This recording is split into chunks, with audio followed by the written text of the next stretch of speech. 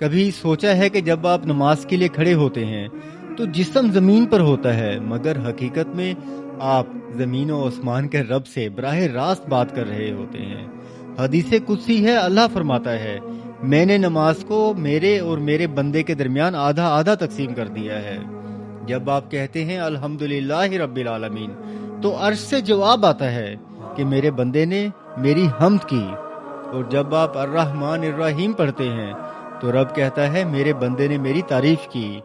اور جب آپ ایاک نعبد و ایاک نستعین پر آتے ہیں تو اللہ فرماتا ہے یہ میرا اور میرے بندے کے درمیان معاہدہ ہے،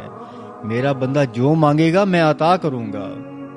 یہ کوئی عام سورہ نہیں، اس کی عظمت دیکھیں کہ قرآن میں اللہ فرماتا ہے اے حبیب صلی اللہ علیہ وسلم،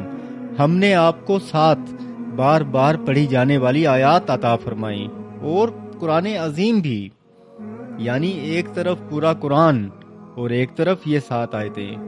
اب جب بھی نماز کے لیے کھڑے ہوں تو ہر لفظ کو محسوس کر کے پڑھیے گا۔